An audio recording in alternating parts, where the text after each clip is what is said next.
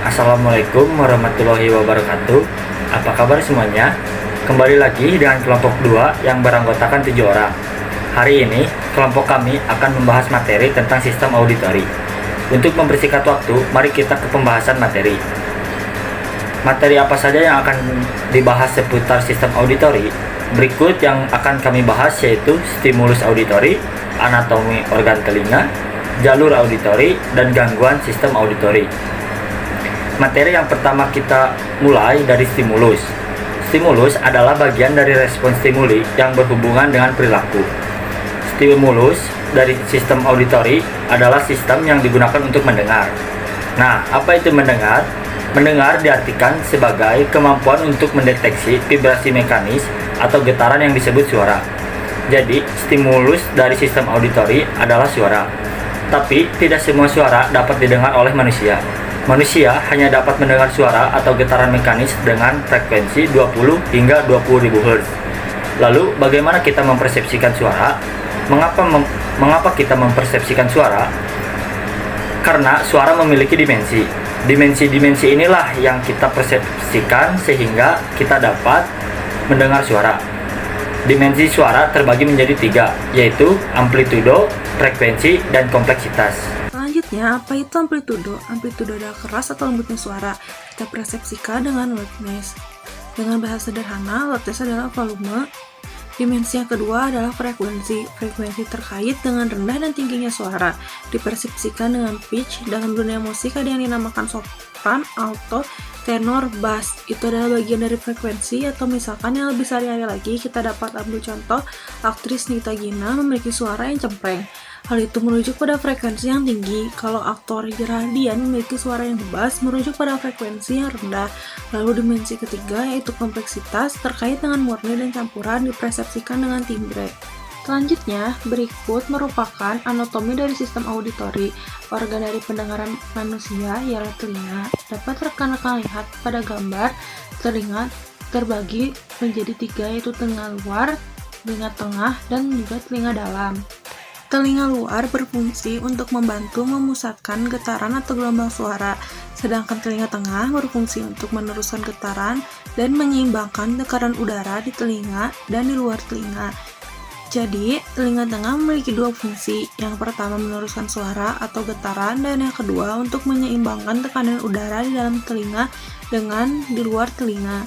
Lalu, telinga dalam pun memiliki 2 fungsi, yaitu pertama fungsi pendengaran, meneruskan suara atau getaran dan mengubahnya menjadi input saraf, dan fungsi yang kedua yaitu fungsi keseimbangan atau yang lebih dikenal dengan istilah vestibular. Lanjut, pada bagian telinga luar, ada 3 bagian penting dari telinga luar yang harus kita ketahui. Pertama, ada pinna atau daun telinga. Pinna ini berfungsi mengarahkan suara ke dalam liang telinga yang akhirnya menuju ke gendang telinga.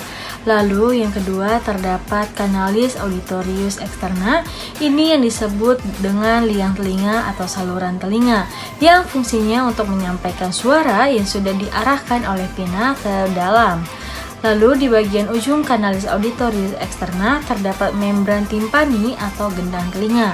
Dan di bagian kanan kanalis auditorius externa terdapat banyak sekali serumen karena pada bagian tersebut terdapat banyak kelenjar yang menghasilkan serumen. Lalu untuk apa serumen ini? Serumen berfungsi sebagai antiseptik untuk mempertahankan kondisi telinga.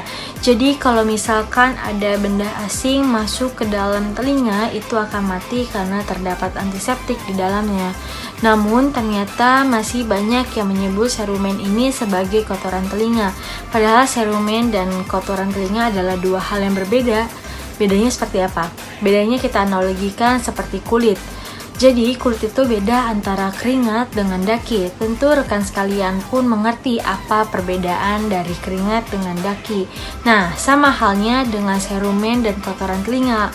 Lalu yang terakhir itu ada membran timpani atau gendang telinga yang berfungsi untuk meneruskan suara ke telinga yang ke bagian yang lebih dalam. Selanjutnya, seperti yang sudah dijelaskan sebelumnya, telinga tengah ini memiliki 2 fungsi berikut, yaitu fungsi untuk menyampaikan suara dan fungsi untuk menyeimbangkan tekanan udara di luar telinga dan di dalam telinga. Nah, di telinga tengah ini terdapat 3 tulang pendengaran, yaitu os malleus, os incus, dan os stapes. Nah, os ini berarti tulang. Dalam bahasa Indonesia disebut dengan tulang martil, tulang landasan, dan tulang sanggurdi.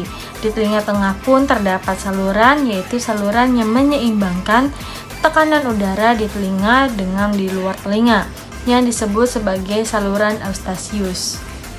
Nah, berikut gambar dari tulang pendengaran di telinga tengah, yaitu os malleus, os incus, dan os stapes. Dapat rekan-rekan lihat pada gambar nomor 1 itu menunjukkan os malleus, nomor 3 itu os incus, dan nomor 6 itu os stapes. 3 tulang ini adalah tulang terkecil di tubuh kita dan mereka bekerja sama. Lihat gambar bagian A dan C, mereka itu bergabung satu sama lain dan membentuk rantai osikular. Tulang-tulang ini meningkatkan tingkat suara untuk pencocokan impedansi. Lalu pertanyaannya adalah, apakah kita tahu bahwa rongga telinga tengah kita berisi udara? Lalu bagaimana tulang-tulang ini digantung? Di sini tulang-tulang ini digantung oleh beberapa ligamen dan otot. Oke, telinga tengah ini memiliki 2 otot utama yang disebut otot stapedial pada nomor 5 karena melekat pada stapes, dan nomor 9 ini disebut tensor timpani dan menempel pada malleus. Ketika ada kebisingan frekuensi rendah yang sangat keras, otot-otot ini berkontraksi dengan sangat cepat sehingga mengurangi tingkat kebisingan suara keras hingga 15 desibel tergantung pada frekuensi. Jadi fungsi utamanya adalah melindungi telinga dari kerusakan akibat kebisingan. Nah, dan pada nomor 8 dapat Anda lihat terdapat saluran Eustachius. Pada slide sebelumnya, kami telah membahas fungsi dari saluran Eustachius. Saluran ini menghubungkan telinga tengah dan daerah nasofaring. Saluran Eustachius memiliki fungsi penyeimbang tekanan. Jadi, jika ada perbedaan antara udara di dalam telinga tengah dan luar, maka tabung dibuka dan tekanan disamakan. Hal ini terjadi ketika kita terbang. Ketika pesawat udara naik, biasanya terjadi fenomena tuli sementara atau pendengaran menjadi tidak bagus dikarenakan tekanan di luar berubah dibandingkan dengan di dalam telinga tengah, sehingga tabung terbuka dan menyamakan perbedaan tekanan. Lalu, bagaimana cara mengembalikan pendengaran menjadi normal? Caranya dengan menguap atau mengunyah, karena salurannya akan terbuka dan tertutup sehingga membantu menyeimbangkan tekanan udara di dalam telinga dan dengan di luar telinga. Kita lanjut ke telinga dalam. Seperti yang dijelaskan sebelumnya, bahwa telinga dalam memiliki 2 fungsi, yaitu pendengaran dan keseimbangan atau vestibular. Pada fungsi pendengaran, telinga dalam berfungsi untuk mengubah suara menjadi impuls saraf, sedangkan keseimbangan berfungsi untuk menyeimbangkan posisi tubuh, terutama kepala. Struktur utama telinga bagian dalam adalah sistem vestibular atau koklea. Masing-masing memiliki fungsi yang berbeda. Sistem vestibular untuk keseimbangan dan koklea untuk pendengaran. Untuk keseimbangan, 3 saluran setengah lingkaran bekerja. Jadi, jika kita memiliki fungsi sistem vestibular yang tidak normal, kita tidak dapat menjaga keseimbangan. Jadi, dalam hal ini, manusia merasa pusing yang parah sepanjang waktu seperti ketika sedang mabuk. Untuk pendengaran, koklea adalah struktur utama. Seperti yang bisa kita lihat, koklea adalah struktur berbentuk siput dan dibagi menjadi 3 bagian berisi cairan: skala vestibuli, skala media, dan skala timpani. 2 membran menciptakan 3 kompartemen ini. Yang pertama adalah membran Reisner yang memisahkan skala media dari skala vestibuli. Yang kedua, membran basilar yang memisahkan skala media dari skala timpani. Berikut ini adalah gambar dari telinga dalam yang juga terdapat pada koklea dan beberapa bagian-bagian dari telinga dalam. Dapat rekan-rekan jeda sebentar untuk dapat melihat bagian-bagian tersebut. Jadi ini adalah penampang telinga. Ketika suara menggetarkan pelat kaki stapes, itu memberikan getaran pada cairan koklea. Gerakan dalam cairan ini memberikan gerakan seperti gelombang ke membran basilaris. Pada bagian bawah terdapat membran basilar. Di sepanjang membran basilar, organ korti ada di sini, dan kami memiliki semacam detektor untuk getaran itu di organ korti ini. Detektor ini memungkinkan kita untuk menentukan keberadaan getaran. Kemudian, mari kita lihat bagaimana membran basilar menunjukkan gerakan seperti gelombang terlebih dahulu. Membran basilar, bagaimana kita mengkodekan informasi frekuensi di sepanjang membran basilar. Bagian yang paling dekat dengan stopes ini adalah bagian pangkal dan ujung lainnya adalah bagian apex. Seperti yang bisa kita lihat, selaputnya sempit dan kaku di dasar yang lebih dekat dengan stopes.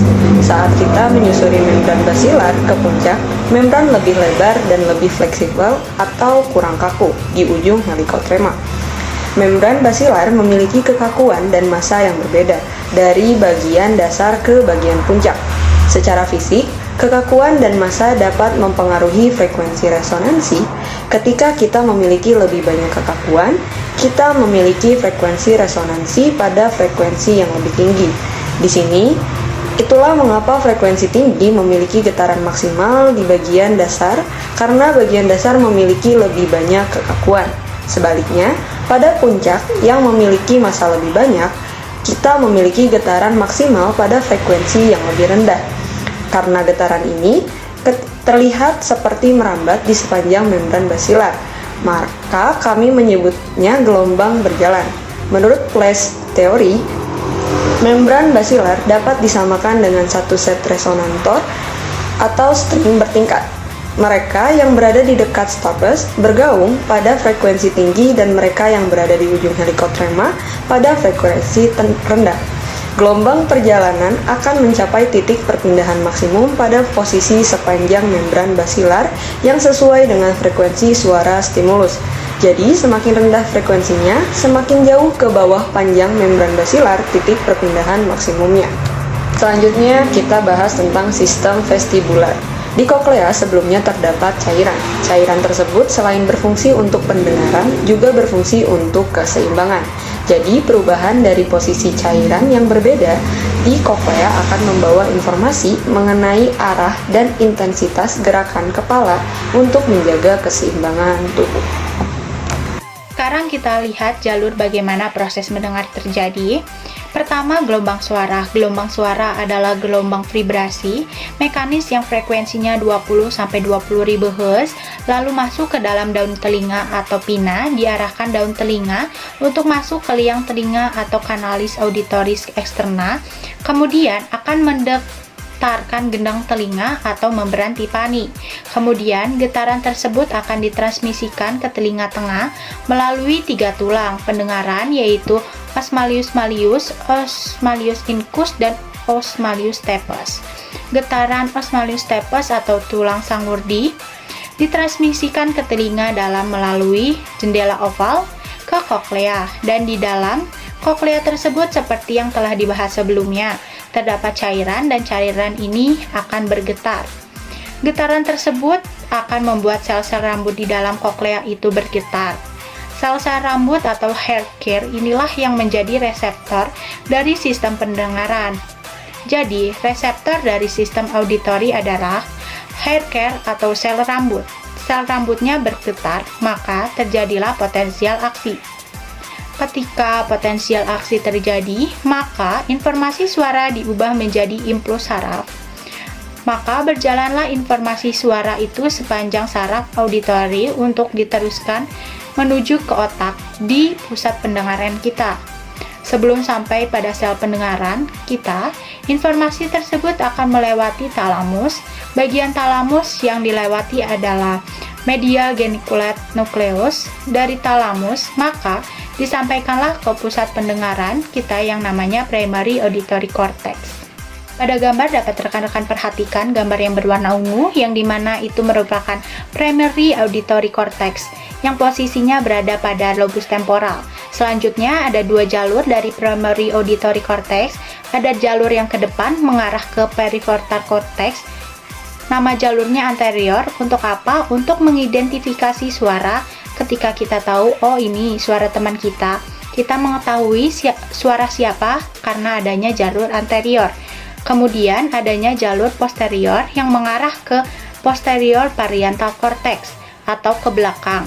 Jalur posterior ini membawa informasi terkait lokasi suara. Output merupakan gambar dari jalur pendengaran. Setiap inti pendengaran mempertahankan penyetelan khusus yang dimana diperkenalkan oleh koklea. Di samping itu, mengekstrak fitur lain dari stimulus suara yang dibawa oleh kode saraf. Jadi, fitur ini dapat dipertahankan di batang otak atau nucleus cochlea, kompleks olivarius superior, lemnicus lateral, otak tengah atau colliculus interior, talamus atau geniculatum medial, dan korteks. Pada akhirnya, pusat saraf ini memungkinkan otak untuk mengekstrak informasi tentang stimulus suara dan lingkungan dari mana ia berasal. Jadi, tonotopi berarti informasi frekuensi yang berbeda dipertahankan dari koklea menuju otak. Jadi, kita bisa tahu frekuensi mana yang terdengar untuk rangsangan. Ini dapat rekan-rekan lihat pada pembahasan gambar sebelumnya. Lanjut, yang terakhir mengenai kerusakan sistem auditori. Kerusakan sistem auditori ini menyebabkan yang pertama, mengurangi kemampuan seseorang untuk mengenali suara. Jika hal tersebut terjadi, maka jalur mana yang rusak? Jalur yang rusak yaitu jalur anterior. Kalau tidak bisa mengenali lokasi suara, maka yang rusak yaitu jalur posterior. Lalu, kerusakan juga dapat dikelompokkan menjadi dua, yaitu konduktif deafness dan nerve deafness.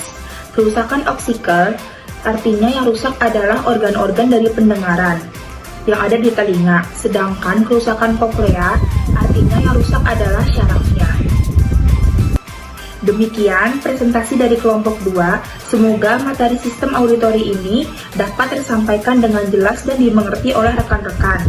Terima kasih kami ucapkan untuk Pak Taufik atas pembahasannya yang dijadikan referensi untuk presentasi kami hari ini.